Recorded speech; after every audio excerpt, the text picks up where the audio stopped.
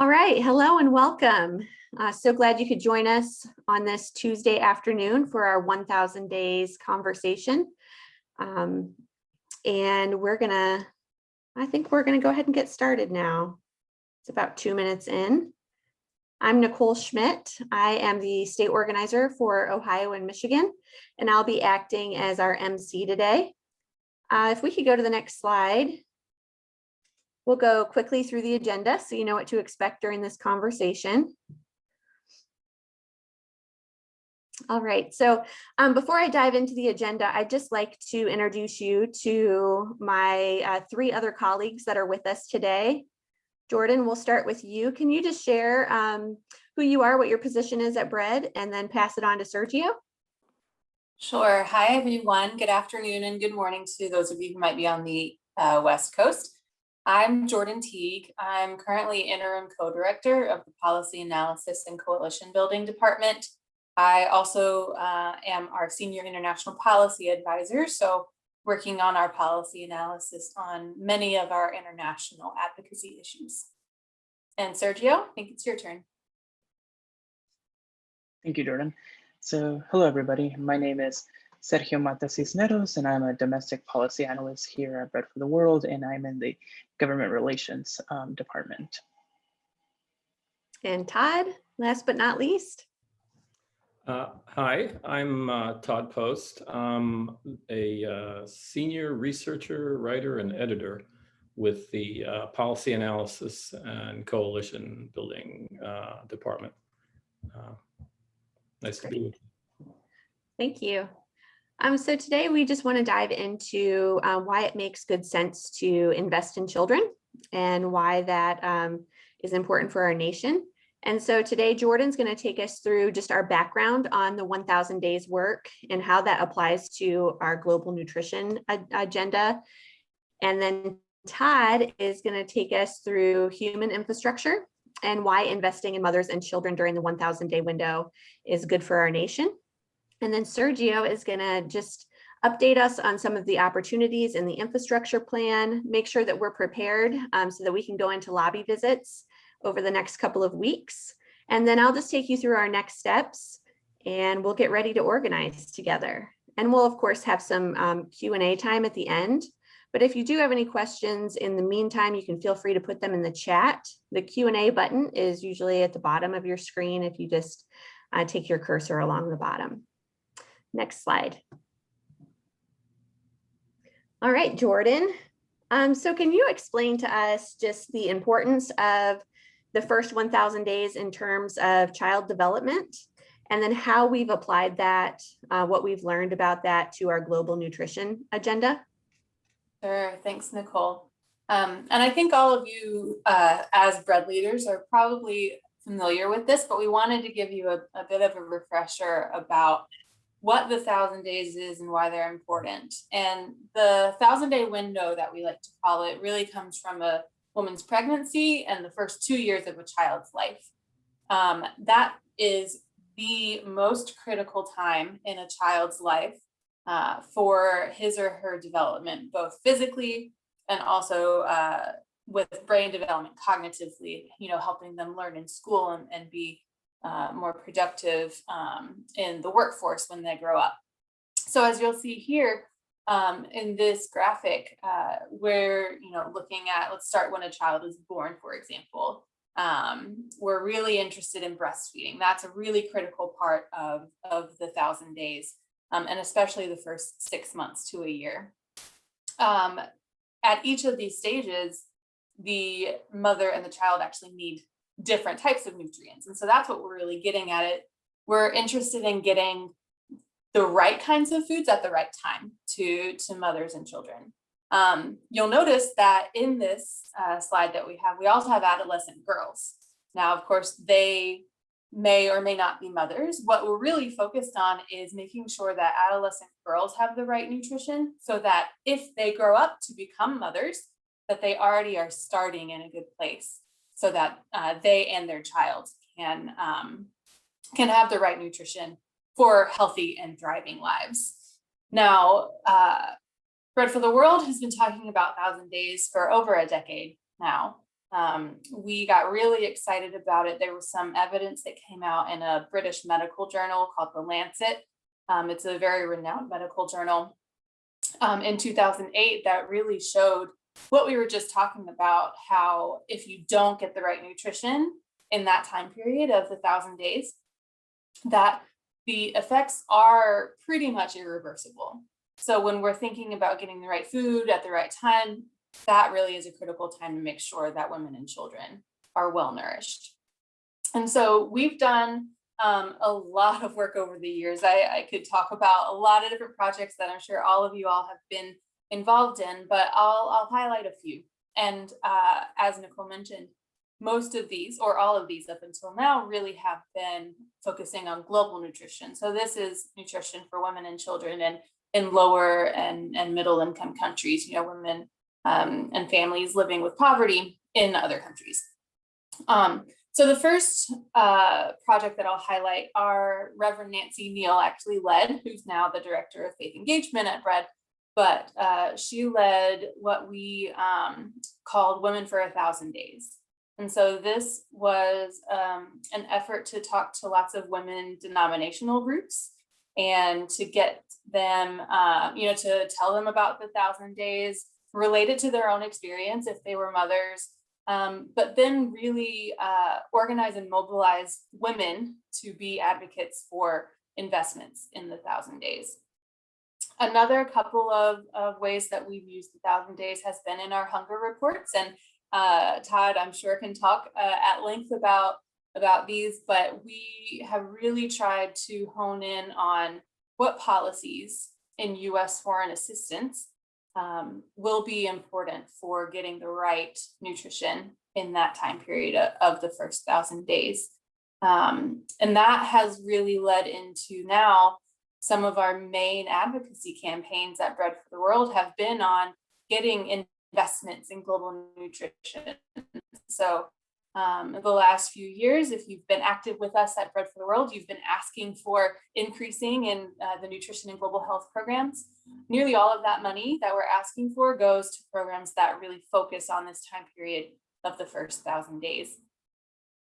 So as you can see, we've got lots of good work going on in the international space. But I think what we're here to talk about today, and what my colleagues will expand on, is when we're talking about the 1,000 days, everyone experiences that. You know, every woman who becomes pregnant is in the 1,000 days. Every child under 2 is in the 1,000 days. It doesn't matter what country you're living in. The first 1,000 days are an important time for mothers and for children.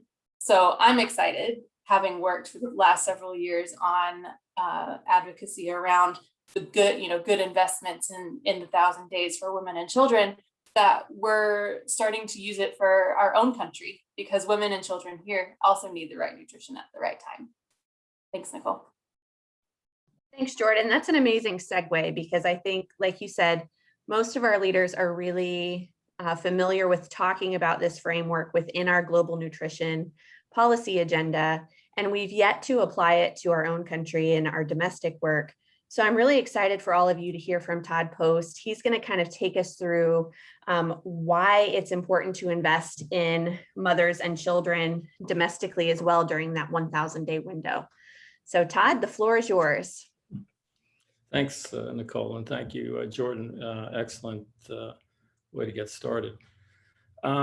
So as Jordan was saying, you know, when you're during the 1,000 days, you know, then right from the beginning, things are not that much different here or in other countries, whether you're in Kansas or Kenya.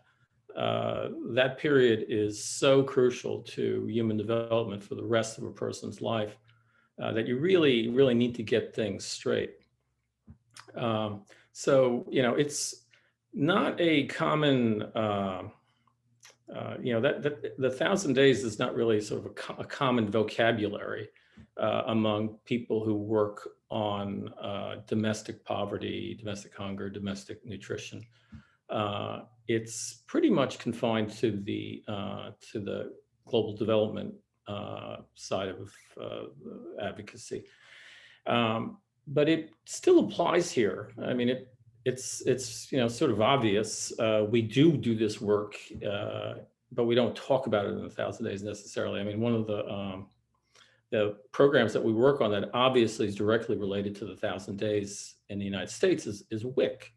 And Brett has been advocating for WIC for forever.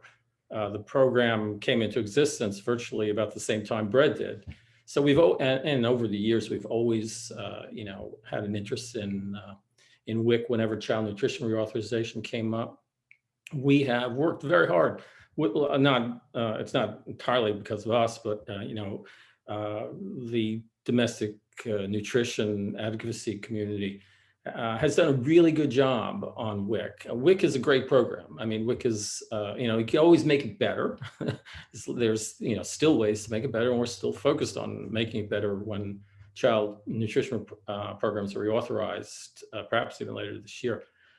But the thing about the 1,000 Days is that it depends a lot more, successful 1,000-day outcomes, if you will, or the successful outcomes that the 1,000 Days drives for the rest of the person's life depend a lot more than on just WIC. I mean, this slide that's up here now is very interesting.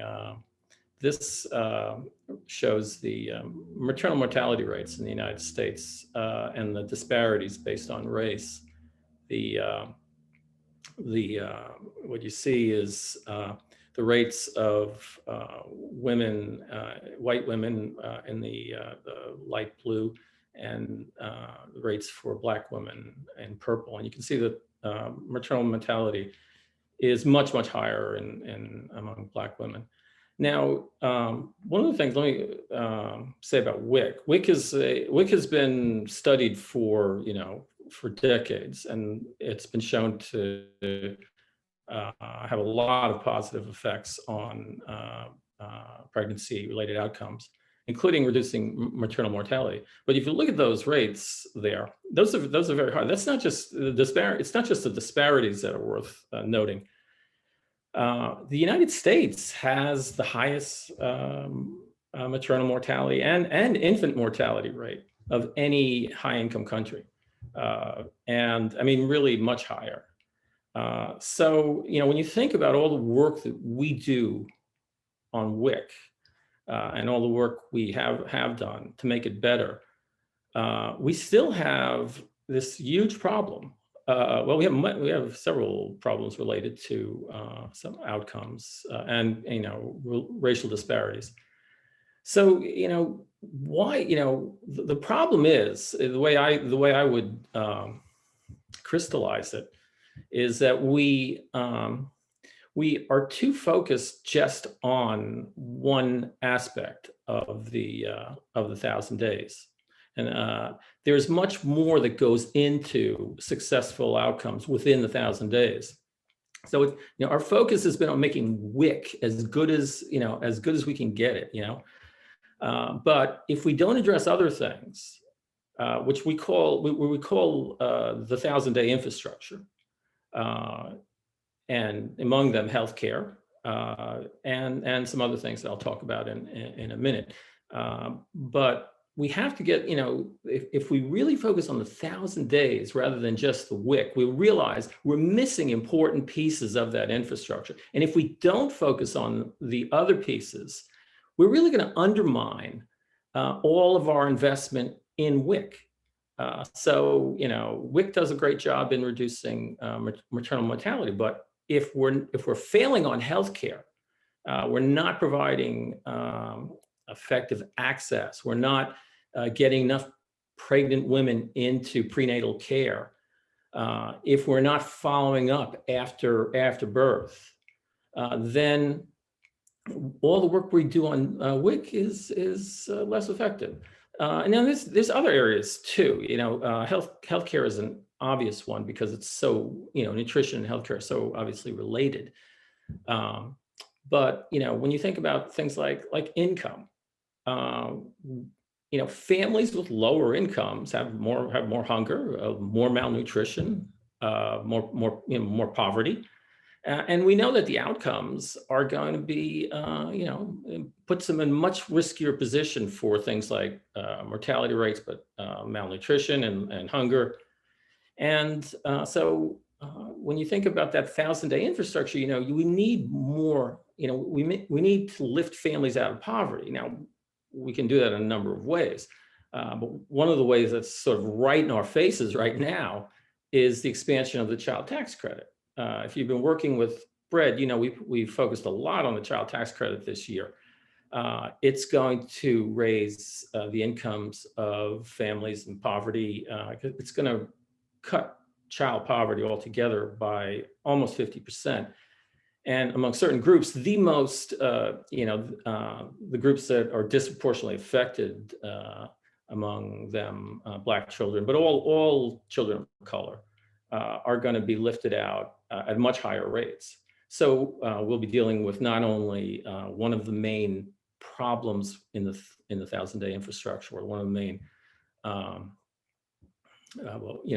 think of these as like legs in a stool. I mean, you think of the whole 1,000 days as a stool, and WIC is one leg, and it's a very solid leg. But the other legs are not nearly as strong. In fact, some of them are pretty wobbly. We haven't raised the minimum wage in 12 years. At this rate, 12 years, the longest it's ever gone. So families, in the low income, the bottom quintile of earners, really haven't made much progress in raising their income. So this $3,000 child tax credit is going to make a big difference, and it's going to make a big difference in terms of hunger because it's going to be delivered monthly. And as we know, maybe we don't know, but most families run out of SNAP benefits by the end of the month. So this extra income is going to make a huge difference in tightening up, improving food security. So far, the analysis has been about poverty, and that's just an easier thing to analyze because it's based on annual income. But it's going to have a huge impact on food security too. We've seen this in other studies where people get shots of income, through some of the universal basic income experiments. So the 1,000-day infrastructure that we're promoting, and we're hoping you'll promote with us and advocate for, includes not just WIC, the child tax credit, and healthcare, but also childcare and paid leave. Now, these are not areas that we normally work on, but they are crucial to the whole 1,000-day infrastructure. One of the ways in which globally we think about improving outcomes in the 1,000 days is through women's empowerment. And these are clearly, childcare and paid leave are clearly ways of empowering women in this country. Most women dropped out of, more women than men dropped out of the labor force during the COVID months in 2020. And that was because women are the caregivers in their families. When children were forced out of school, when childcare centers closed, it was the women who gave up their work. Women can't work without childcare, especially women of young children. So we're calling for, we're supporting parts of the American Families Plan that call for scaling up childcare and for making it a lot more affordable for low-income families. Paid leave is also critical. For instance, I'll tie it to WIC again. Women, the World Health Organization, the American Medical Association, all of the leading health organizations promote 6 months of exclusive breastfeeding. It's the best, gives babies, infants, the best chance of good health, good cognitive development, good outcomes for the rest of their lives. We've got the research to back this up. And WIC promotes breastfeeding. WIC is one of the most effective programs, for promoting breastfeeding. But if we don't have, if women who are in the workforce and most low income women, most women who are the mothers of infants are in the workforce, if they don't have paid leave, then they're not likely to continue breastfeeding. They're not likely to even breastfeed at all. So all of the work that we're doing in WIC, all of the support that WIC provides is undermined again. So you start to see how all of these pieces fit together, and it's, just to reiterate, it's not, just how much more we can get for WIC. That's important. And that's, every organization, every advocacy organization has its specialty, and ours is hunger and nutrition. But if you're not vigilant about these other pieces, you've got to see that the things that you really are working on, really care about, are less effective. So I will stop there and hand it over back to Nicole. Well, Todd, and that's where I get really excited that we're beginning to talk about paid leave. Because I think back to when I had my oldest son, Aiden, and during that time, we utilized the WIC program. I was working a pretty low wage job at the time. And I went to my WIC appointments, and I heard about just the benefits of my child being exclusively breastfed. And I got really excited. I was really committed to that. But through the course of my pregnancy, realized that my employer was, it was just a pretty hostile environment for a pregnant woman to begin with. And I knew that there wasn't going to be any, breastfeeding accommodations or allowance for me to pump or do any of those things. And I had no paid leave either. So my husband and I, talked about it, prayed about it, and decided the best thing for me to do was to leave the workforce, to quit my job. And I was able to do that because I had the support of my husband. Not everybody is able to do that. But we had to make that decision and realize that things were going to get harder for us financially, that my husband was going to have to work more to make up for that lost income. And that really was a big part of my story and my decision-making process as a woman that was on WIC, because I wanted to give my child the absolute best start in life. And they had done such a great job in teaching and educating me on what that meant. And it just didn't work. Like there was just no way for us to do that. So I'm excited that we're beginning to talk about paid leave as a support, for the other nutrition programs that we talk about, because I think, personally, it's really important.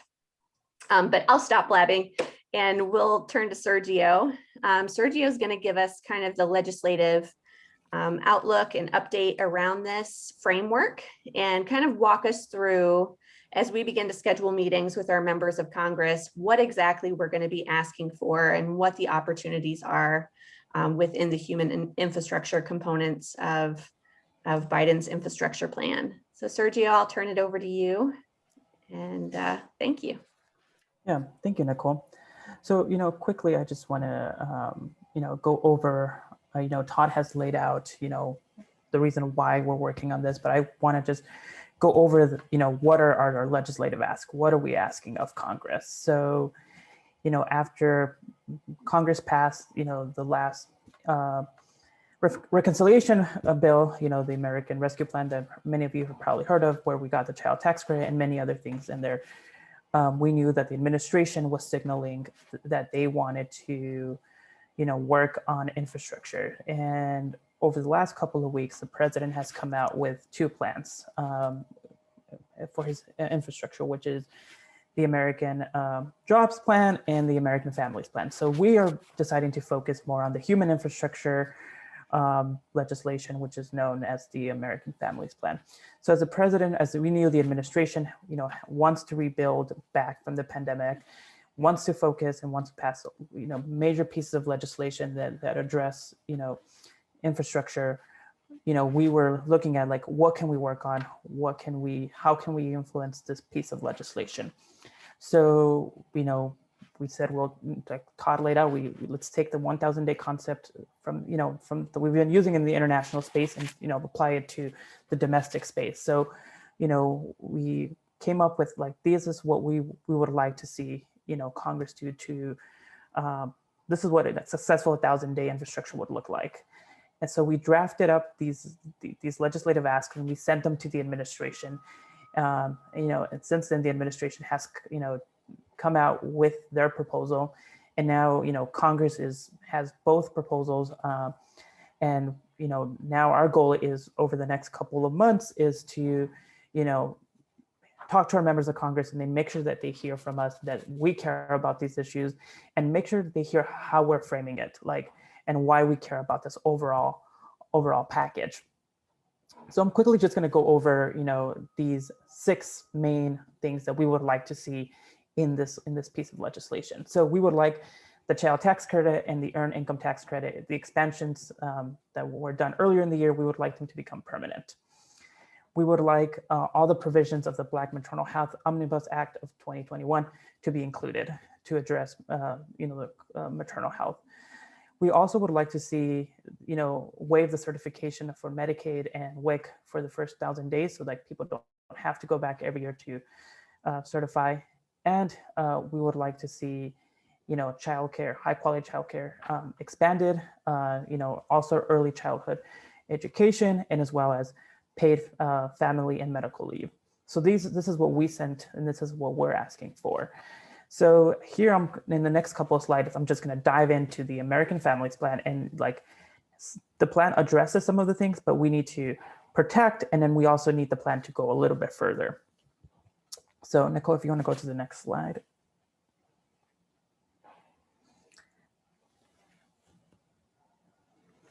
So in the American Families Plan, so in the plan, the president calls for making, extending the child tax credit until 2025 and making it fully refundable. So, our ask is to be permanent. So that's one of the things that we will be pushing the, Congress to go a step further.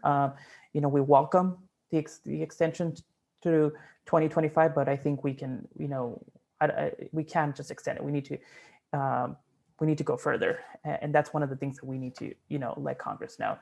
And then one thing that we were happy to see is the earned income tax credit, the expansion, that those provisions are being made permanent. So when it comes to this, our second ask, addressing maternal health, the plan only calls for some investments. The language right now is really vague, so it's going to be really important that we, make sure that there's language in there and that like everything that's in this Omnibus Act is included. When it comes to the certification requirements, we're not seeing anything in there. So that's another area that we would really like to push and make sure that it gets included as part of this infrastructure plan. If you can go to the next slide. So when it comes to high quality childcare, you can see that the legislation will provide and ensure that low income families, have to spend no more than 7% of their income on childcare. So that's great. It's already there in the legislation. What we have to do is protect it and make sure it makes it to the end. For the second point, prioritizing early education. So we see the president's proposing providing universal preschool to all children 3 and 4 years old. So it's estimated to benefit about 5 million children, but we need them to, it's crucial that that we start earlier as well. That's one of the things that we're saying. So we need to, we welcome this, but we need to go a little bit further, and we need to make sure, we talk to Congress about that. And then it also calls for expanding paid and family leave. So the package has more other things, but these are the areas that we are focusing on. If this package is to pass, we can really improve the 1,000 days of a child. And it's important that, I know there's there's 6 different asks that we have. You don't have to memorize them all. You just have to share with your member of Congress why you care about it and how we're framing it. is going to be really important as we go into the next couple of weeks into these congressional offices. It's really important that you don't have to, know all the ins and outs of the policy or know all the nitty-gritties. You just need to know why you care, share your story of why, these issues are important and how they connect to the work that Brett has been doing for the past a couple of decades. But I think I will leave it there, Nicole, and turn it back over to you. I'm happy to answer any questions in a few. Okay. Yeah, I think before we really dive into the next steps, I do want to give opportunity for folks to ask a question. I did see there was one already in the chat. Michael asks, is PRMR just for the death of the mother correct, or does that also include the infant? That's just for the mother. Okay. Great. And it looks like we might have one other question. Oh, no, that's it. Any other questions?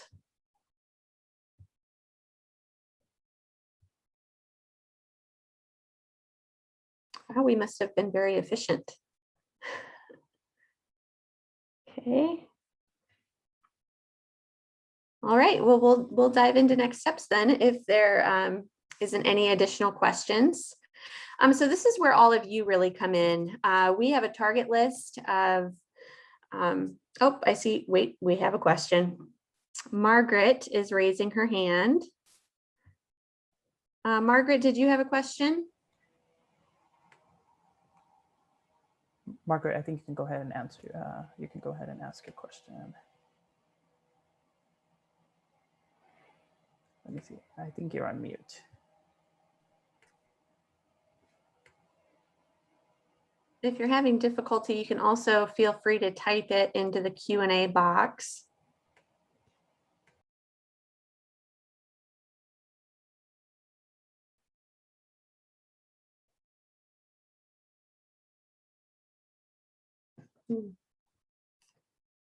Okay, maybe, well, Margaret, if I'm going to put my email in the chat, and if I don't know if we're having, oh, yeah, the slides will be sent to us, Sharon.